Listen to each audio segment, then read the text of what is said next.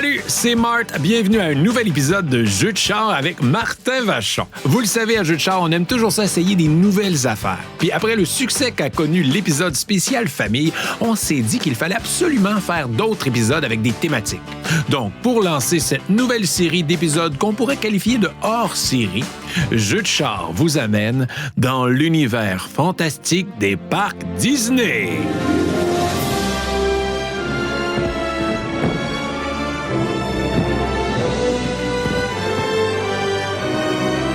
Donc, un épisode complet dédié au parc Disney, l'histoire derrière les parcs, les manèges, les personnages, les légendes, les films, bref, un épisode magique. Donc, attachez vos ceintures, embarquez sur votre tapis volant. Jeux de char, ça commence maintenant.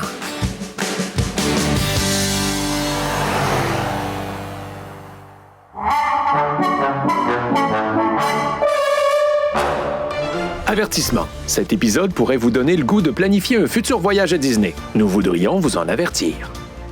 Ouais, je voulais vous avertir parce que moi, juste écrire l'épisode a fait en sorte que je me suis booké un voyage pour l'année prochaine. Donc, préparez peut-être déjà vos valises, vous aussi. Bon, évidemment, aujourd'hui, on va tester vos connaissances sur tout l'univers de Disney. Les films, les personnages, les chansons. Mais pour commencer, comme Disney, Jeux de char a aussi ses classiques. Et c'est notre petit quiz Fun Fact. Le moment où on apprend des choses qui nous font dire « Oh, hein? » Donc, pour notre édition spéciale Disney d'aujourd'hui, notre quiz Fun Fact va être un quiz vrai ou faux sur les légendes urbaines des parcs Disney. La formule est simple, je vais vous lire un énoncé et vous devrez me dire si c'est vrai ou faux selon vous. Puis après, moi, je vais vous expliquer pourquoi vous avez raison ou pourquoi vous avez tort. Puis là, on va apprendre des choses qu'on savait pas sur Disney puis on va capoter. C'est bon, on part. Premier énoncé. Il est possible de louer une suite dans le château légendaire du Magic Kingdom. Vrai ou faux? Oubliez pas que vous pouvez toujours peser sur pause pour vous donner plus de temps pour répondre.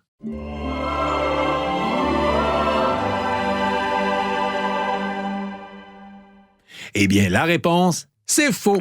Il y a bel et bien une suite dans le fameux château, mais elle ne peut pas être réservée. Elle est sur invitation exclusive seulement ou utilisée pour des œuvres de charité. Vous ne trouverez aucun prix ni possibilité de réservation nulle part parce que, je les cite, l'argent ne suffit pas pour y séjourner. Cependant, fun fact dans le fun fact, l'argent peut vous permettre de louer une partie des parcs Disney, comme l'a fait le YouTuber MrBeast, qui a loué une partie de Disneyland pour un rendez-vous avec sa fiancée pour la modique somme de 500 000 US. Rien de trop beau pour mon oncle Picsou. On peut le voir sur sa chaîne YouTube qui avait des manèges pour lui tout seul, un dîner devant le château et un défilé privé. Moi, pour notre anniversaire de mariage, j'ai fait à souper à ma femme. Prochain énoncé. À Magic Kingdom, il existe des tunnels souterrains exclusifs aux employés qui leur permettent de circuler à l'abri des regards des visiteurs. Vrai ou faux?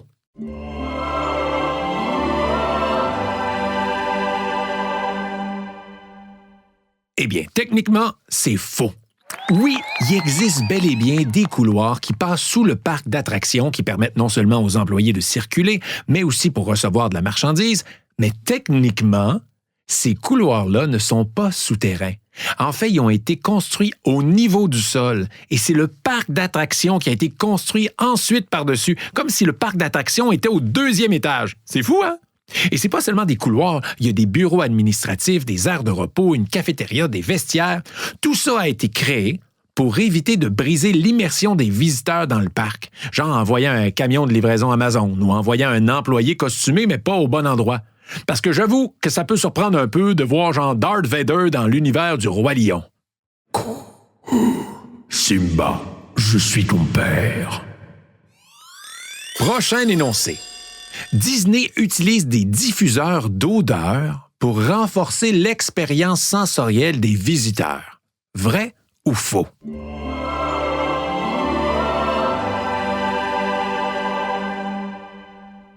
La réponse, c'est vrai. Disney utilise ce qu'ils appellent des smelly teasers, qui diffusent sur une distance pouvant atteindre jusqu'à 20 pieds des odeurs soigneusement sélectionnées pour renforcer l'expérience sensorielle. À titre d'exemple, dans le manège Pirates des Caraïbes, on diffuse une odeur saline qui rappelle celle de l'eau de mer puis de l'odeur de fumée pour soutenir la présence des canons. C'est cool, hein? Ils s'en servent pour stimuler nos sens, mais aussi pour stimuler les ventes. Par exemple, sur la grande rue à l'entrée, une odeur de biscuits est diffusée, mais juste à côté des commerces qui vendent comme par hasard des pâtisseries. Je me demande si ça a un impact. J'étais ironique. C'est sûr que ça a un impact. Juste vous avoir dit ça, j'ai faim. Prochain énoncé. Walt Disney a été cryogénisé après sa mort. Vrai ou faux?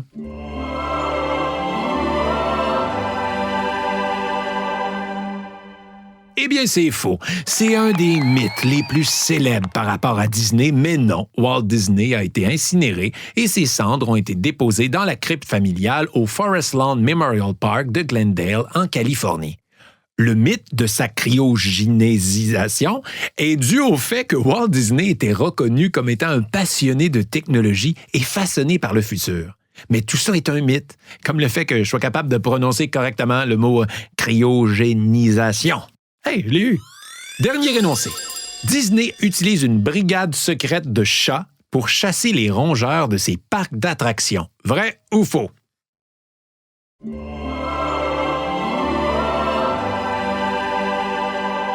La réponse? C'est vrai! C'est vrai! C'est un phénomène qui est plus spécifique au parc Disneyland en Californie, où environ 200 chats vivent sur le site et sont relâchés le soir pour contrôler la population de souris et autres rongeurs. Ça a commencé dans les années 50. Peu après l'ouverture de Disneyland, des employés ont découvert un groupe de chats qui vivaient dans le parc et ont vite réalisé que les chats étaient super efficaces pour éliminer des souris puis les rats. Donc, Disney a décidé de les laisser là et même d'en faire des collègues de travail. Donc, les chats sont nourris, logés, vaccinés et sortent le soir quand les visiteurs ont quitté. Mais inquiétez-vous pas, là, même s'ils sont là pour chasser des souris, les chats sont rendus très habitués à la présence de Mickey Mouse puis ils laissent parader tranquille. Une chance? Quoique l'image d'une mascotte de Mickey Mouse qui se fait courir après par 200 chats, ça me fait quand même un peu rire. Oh boy! Toasty!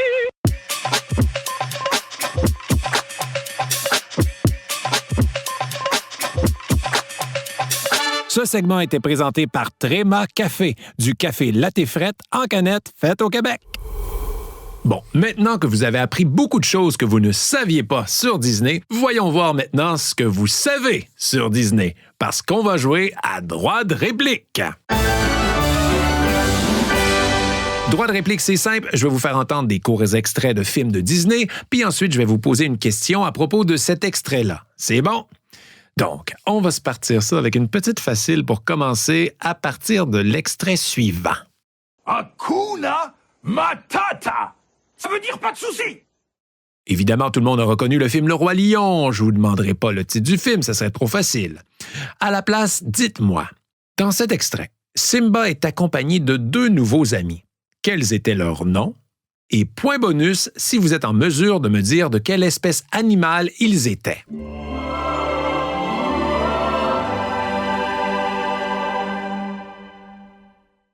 La réponse, on cherchait évidemment Timon et Pumba. Et oui, c'était facile. Mais maintenant, pour ce qui était de leur espèce animale, peut-être plus dur, hein? Parce qu'on mentionne jamais le nom de l'espèce de Timon dans le film, mais c'est un suricate, un petit mammifère de la famille des mangoustes. Et pour Pumba, eh bien, si vous avez répondu que c'était un sanglier, eh bien, vous étiez pas loin, mais c'est pas bon, parce que c'est un phacochère. Et oui, un phacochère, qui est un genre de cousin éloigné du sanglier. Et là, si vous me dites, ben là, son cousin, là, c'est presque pareil. Les Québécois puis les Français sont cousins. Si je dis à un Québécois qui est français ou à un Français qui est québécois, est-ce qu'ils vont être d'accord, vous pensez? Ben, c'est ça. Prochain extrait. L'été? Oh, je sais pas pourquoi, mais j'ai toujours adoré l'été. C'est ma saison préférée. Le soleil, la chaleur intense. Donc, la question, à quel personnage et dans quel film d'animation paru en 2003 attribuez-vous cette réplique?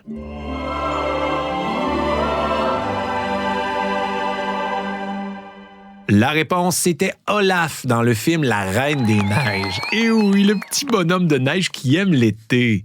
Et je le comprends tellement. Moi aussi, ma saison préférée, c'est l'été. Je sais pas pourquoi, on dirait que je trouve ça beaucoup plus plaisant, moi, pelleter de la neige l'été. Prochain extrait, et là, la question sera un peu plus dure cette fois. On écoute. Il faut que je retrouve le bateau. Eh, j'ai vu un bateau. Ah oui, c'est vrai? Il est passé par ici il y a pas longtemps. Un bateau blanc? Salut, je m'appelle Dory. Où est-il allé? Vous avez reconnu évidemment la fameuse scène dans le film Trouver Nemo, où le papa de Nemo rencontre l'attachant personnage de Doris, le petit poisson bleu amnésique. Ma question maintenant. Quel est le nom du père de Nemo? Oh, plus dur ça, hein?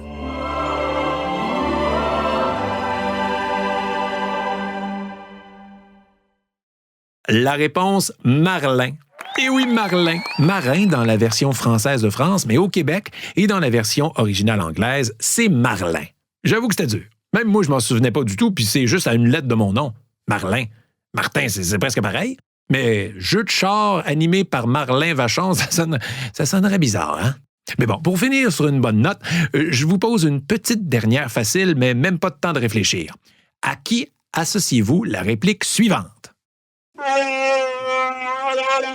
Ah, c'est qui? C'est qui? Ben oui, vous l'avez eu. C'était ma blonde quand elle se réveille le matin.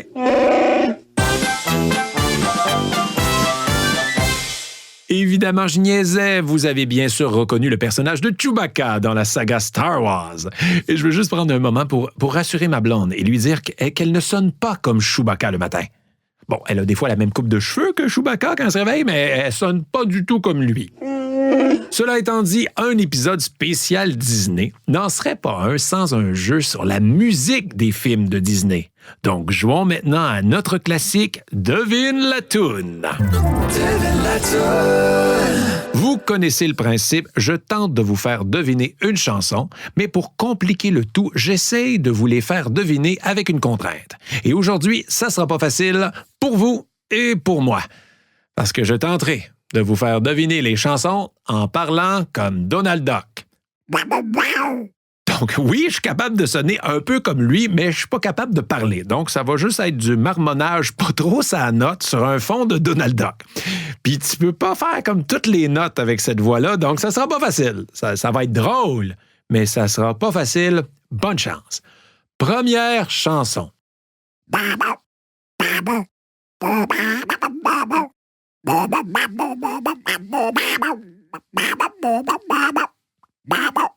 Puis, l'avez-vous reconnu?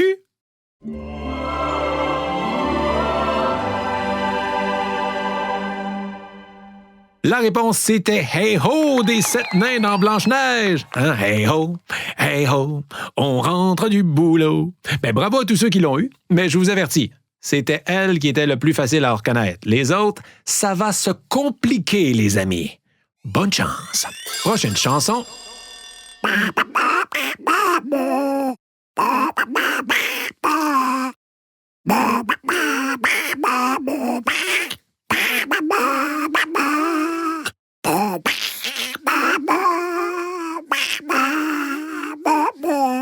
Puis, l'avez-vous reconnu?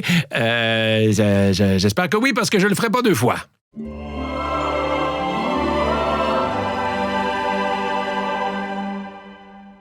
C'était L'amour brille sous les étoiles.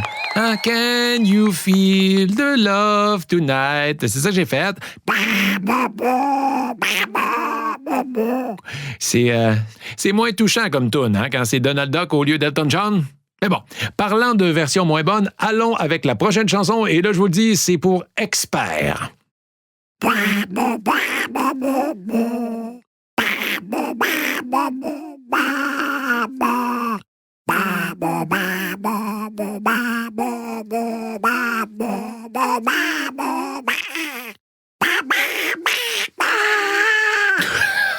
Tu sais, des fois, tu te lances des défis que tu regrettes. Ben, c'est ça. Fait que, l'avez-vous reconnu?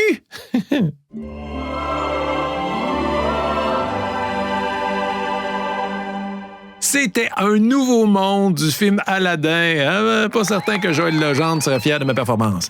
Je te ferai découvrir un monde merveilleux, splendide. C'est pareil. Si vous l'avez pas eu, c'est de votre faute. C'est pas de ma faute, c'est de votre faute. Mais bon, quoique j'aimerais bien voir Joël Legendre essayer ça en Donald Duck. Quoi qu'il est tellement bon, je suis sûr qu'il l'aurait bien quand même. Là, pour la dernière, regardez, je vais revenir à quelque chose d'un peu plus facile, mais je vais vous demander votre participation. On va vivre de quoi tous ensemble. OK? Dès que vous allez la reconnaître, la chanson, parce que vous allez la reconnaître, je veux que vous la chantiez tous dans le char avec moi en essayant d'imiter Donald Duck. Peu importe si vous l'avez bien ou pas, on finit le jeu tous ensemble en Donald Duck. Pas vrai que je vais avoir vécu ça tout seul comme un cave. Donc, dernière chanson.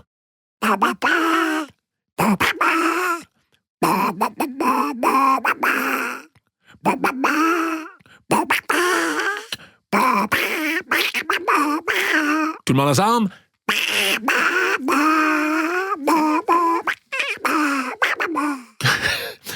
J'espère que vous l'avez reconnu, mais surtout, j'espère que vous l'avez fait aussi.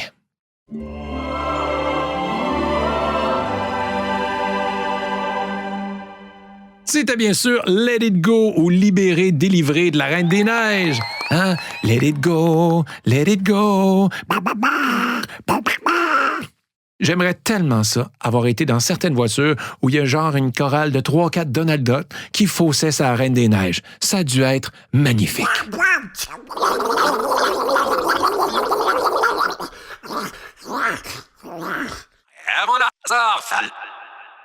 Maintenant qu'on a bien réchauffé vos cordes vocales, c'est le temps de réchauffer vos neurones et votre mémoire, car c'est le moment de jouer aux charades du jour.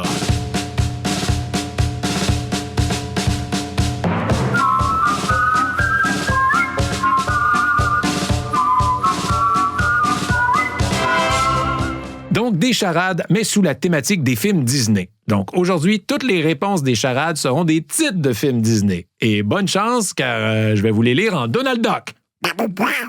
Ben non, c'est pas vrai. Je vous ferai pas ça. Et je me ferai pas ça. On est parti. Première charade. Mon premier peut servir à y mettre une plante ou à entraîner les tout-petits à être propres. Mon premier peut servir à y mettre une plante ou à entraîner les tout-petits à être propres. Mon second est la 11e lettre de l'alphabet. Mon second est la 11e lettre de l'alphabet. Mon troisième est le sentiment qui nous habite lorsqu'on est embarrassé. Mon troisième est le sentiment qui nous habite lorsqu'on est embarrassé. Mon quatrième peut à la fois être la carte la plus forte ou la plus faible dans un paquet de cartes. Mon quatrième peut à la fois être la carte la plus forte ou la plus faible dans un paquet de cartes. Et mon tout est un film de Disney mettant en vedette une princesse qui a véritablement existé. Donc, je répète rapidement. Mon premier peut servir à y mettre une plante ou à entraîner les tout-petits à être propres. Mon second est la 11e lettre de l'alphabet. Mon troisième est le sentiment qui nous habite lorsqu'on est embarrassé. Mon quatrième peut à la fois être la carte la plus forte ou la plus faible dans un paquet de cartes. Et mon tout est un film de Disney mettant en vedette une princesse qui a véritablement existé. Quel est le titre de ce film?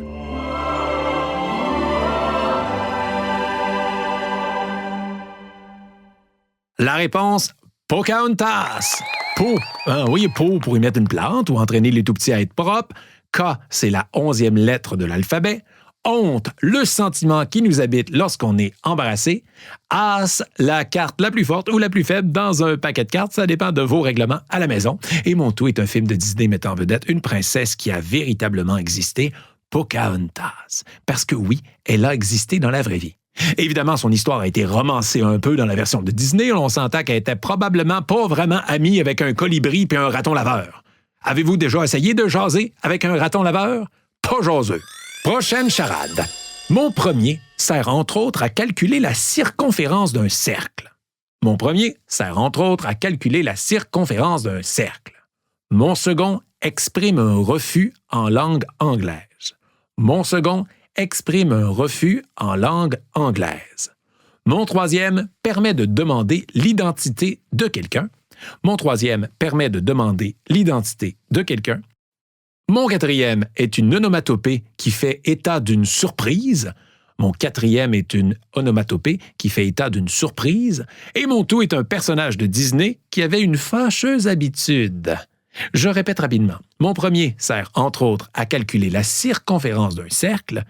Mon second exprime un refus en langue anglaise. Mon troisième permet de demander l'identité de quelqu'un.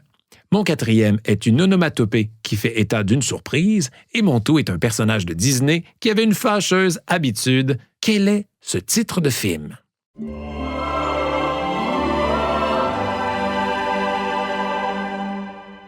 La réponse? Pinocchio! Oui, Pinocchio. Pi pour la circonférence d'un cercle, no, refus en langue anglaise, qui pour demander l'identité de quelqu'un, qui, et O pour une onomatopée qui fait état d'une surprise. Oh! Puis la fâcheuse habitude, c'est qu'il mentait, bien évidemment. Donc, j'espère que vous l'avez eu, parce que si c'est pas le cas, puis que vous prétendez le contraire, votre nez va s'allonger. Dernière charade. Mon premier est rouge et est adoré des vampires. Mon premier est rouge et est adoré des vampires. Mon second est le nombre de yeux qu'a Mike Wazowski. Mon second est le nombre de yeux qu'a Mike Wazowski. Mon troisième est une sorte de pierre sur laquelle on peut marcher. Mon troisième est une sorte de pierre sur laquelle on peut marcher. Mon quatrième est un habitant de la planète Mars, mais dit par un jeune enfant. Mon quatrième est un habitant de la planète Mars, mais dit par un jeune enfant. Et mon tout est quelque chose qui fait beaucoup de poils. Donc, je répète rapidement. Mon premier est rouge et est adoré des vampires. Mon second est le nombre de yeux qu'a Mike Wazowski. Mon troisième est une sorte de pierre sur laquelle on peut marcher. Mon quatrième est un habitant de la planète Mars, mais dit par un jeune enfant. Et mon tout est quelque chose qui fait beaucoup de poils. Quel est ce titre de film?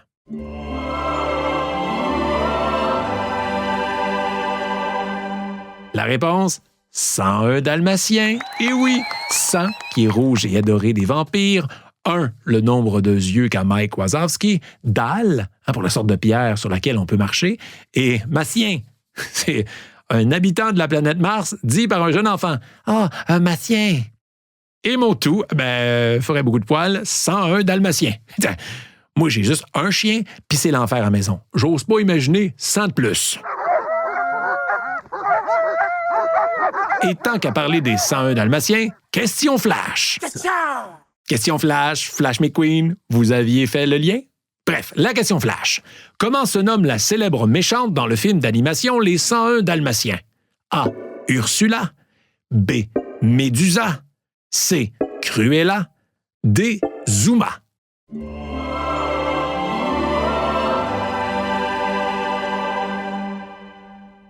La bonne réponse, c'est évidemment C. Cruella. Difficile de devenir autre chose dans la vie qu'une méchante dans un film quand ton nom, c'est Cruella. Puis c'est encore pire quand tu regardes son nom complet, Cruella de Vil. Par applaudissement, ceux et celles qui s'étaient jamais aperçus que de Vil, ça fait Devil quand tu les colles ensemble. Moi, l'avoue, j'avais jamais remarqué. Mais jugez-moi pas, la dernière fois que j'ai écouté les 101 Dalmatiens, mon anglais se limitait probablement à ketchup. Donc, donnez-moi une chance. Est-ce que vous avez aimé ça, la question flash? On s'en fait une autre petite rapidement? Let's go! Question flash. Quel personnage de Disney détient le record du plus grand nombre d'apparitions dans les films, courts-métrages et séries? Est-ce que c'est A. Mickey Mouse, B. Donald Duck, C. Minnie Mouse ou D. Walt Disney lui-même?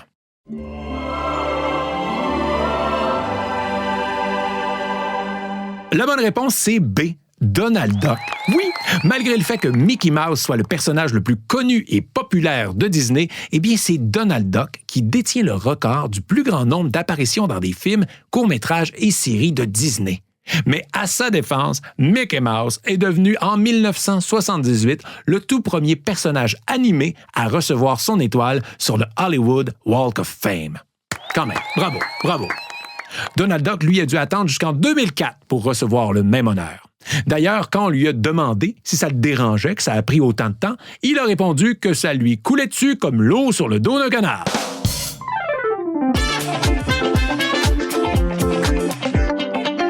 On voudrait remercier nos partenaires, les pubs ludiques Randolph. Si vous avez du fun à jouer à jeux de char avec Martin Vachon, vous allez capoter dans leur pub. Bon, vous m'avez assez entendu parler depuis le début de l'épisode. Maintenant, c'est votre tour de prendre la parole. Vous allez maintenant vous affronter dans des duels épiques de Disney. Le jeu va être simple. Je vais vous donner une catégorie Et à tour de rôle, vous avez 5 secondes pour donner une réponse. Et si vous dépassez 5 secondes, eh bien, vous êtes éliminé. Les autres continuent à jouer dans le même ordre jusqu'à ce qu'il reste seulement une personne. Et si vous êtes seul dans votre voiture, essayez de donner le plus grand nombre de réponses que vous pouvez sans hésiter, plus que 5 secondes. C'est bon pour tout le monde? Donc, je donne la catégorie, vous pesez ensuite sur pause, puis c'est la personne la plus jeune dans la voiture qui va commencer. Première catégorie. À tour de rôle, nommez un film de Disney. Bonne chance!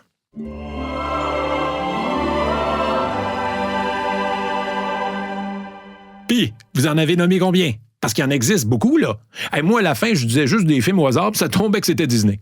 Hey, pour vrai, vous irez voir la liste sur Internet, ça vaut le coup, là. Il y en a beaucoup. Mais je vous avertis, ça va vous redonner le goût de revoir certains classiques, comme Wall-E. J'avais complètement oublié le petit robot Wall-E. On y va pour une autre catégorie?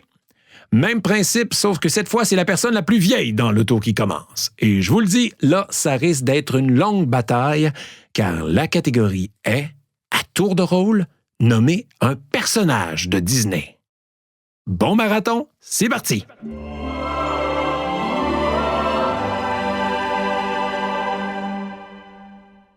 Puis, est-ce que vous êtes rendu à votre destination avant d'avoir terminé ce duel-là?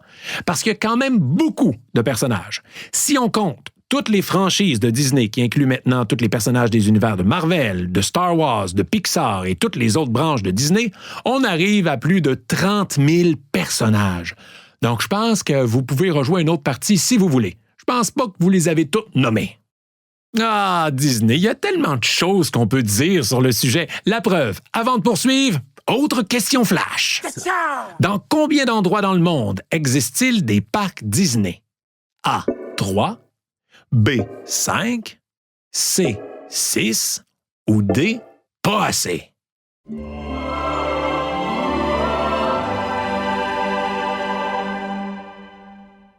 La bonne réponse, c'est 6. Et oui, il y a des complexes Disney en Californie, en Floride, à Paris, à Tokyo, à Hong Kong et le plus récent a ouvert ses portes en 2016 à Shanghai, en Chine. Le plus gros complexe parmi eux est de loin le Walt Disney World Resort en Floride qui a une superficie, attention, de 110 km². Pour vous donner une idée, c'est l'équivalent de la ville de San Francisco. C'est immense! Bref, prochain jeu. Tout à l'heure, j'ai fait appel à votre mémoire auditive avec des répliques de films Disney. Maintenant, c'est le temps de tester votre mémoire visuelle, car on va jouer à quelle couleur spéciale Disney?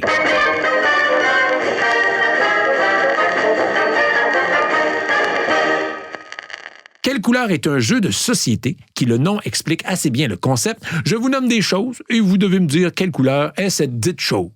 On avait déjà joué une fois dans l'épisode de Jeu de char spécial famille, mais là, pour faire différent, nous allons jouer en mode rafale. Donc, je vais vous poser 10 questions en rafale et vous devrez me répondre du tac au tac parce que moi, je vais enchaîner sans attendre. C'est seulement après avoir nommé tous les éléments que je vais vous donner les réponses. Ça va? Vous êtes prêts? Attention, on se passe ça dans 3, 2, 1, c'est parti!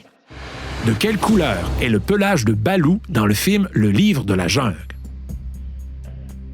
De quelle couleur est la queue de Dory dans le film Trouver Nemo? De quelle couleur est le cœur de Tefiti dans le film Moana?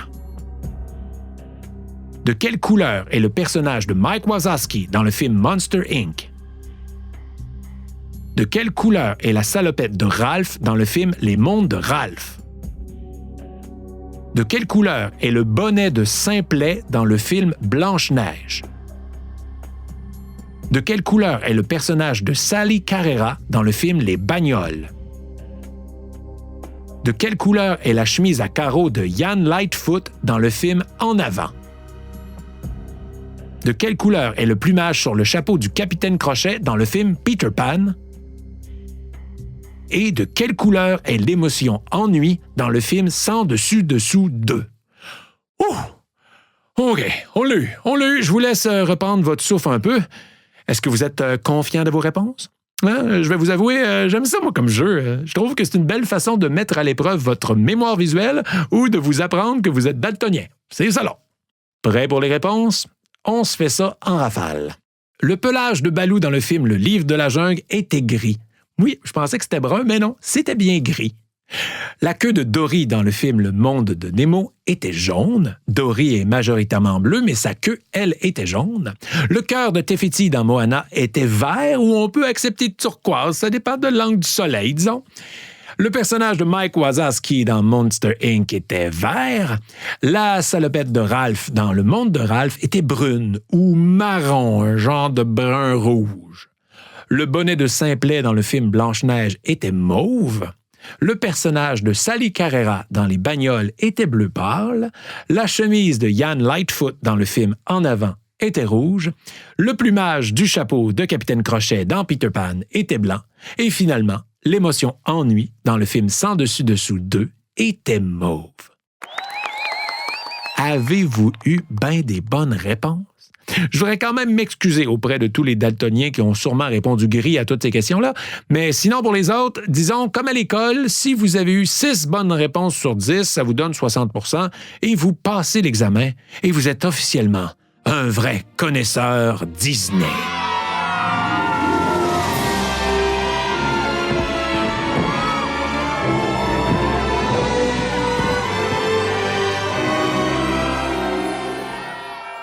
Jeu de char avec Martin Vachon est présenté par Tréma Café, du café latte frette fait au Québec. Je peux-tu en avoir un? Parce que j'ai beaucoup de route à faire, là.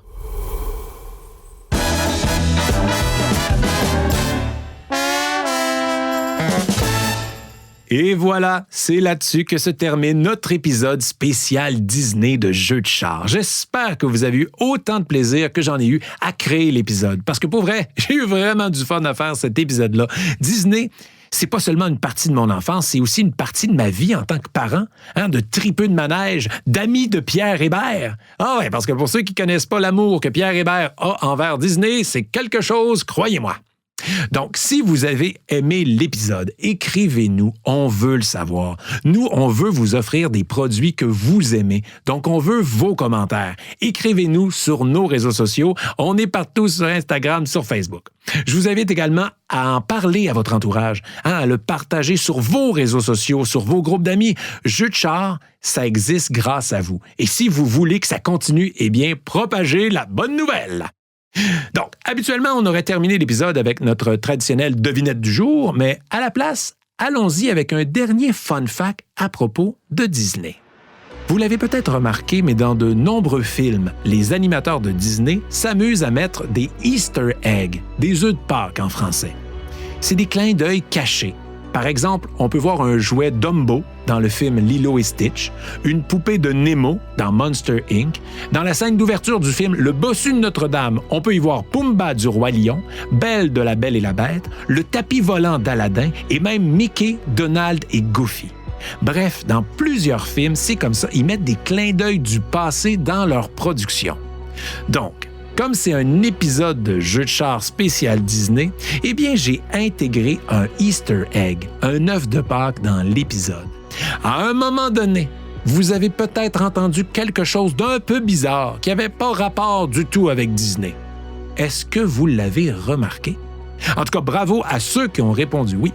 Pour les autres, vous pourrez aller l'entendre si vous voulez. Ça s'est passé juste avant qu'on joue aux charades du jour. Il y a eu ceci. C'était un clin d'œil au tout premier épisode de l'histoire de Jeux de char avec l'extrait du jeu La phrase à l'envers. Un jeu qui n'est jamais revenu parce que c'était beaucoup trop difficile à jouer. Donc voilà, fallait bien rendre hommage aux animateurs de Disney dans un épisode Jeux de char spécial Disney. Donc on se dit à une prochaine fois, Hakuna Matata, ou comme on dit à l'envers, Hasta Manuka. Ciao tout le monde!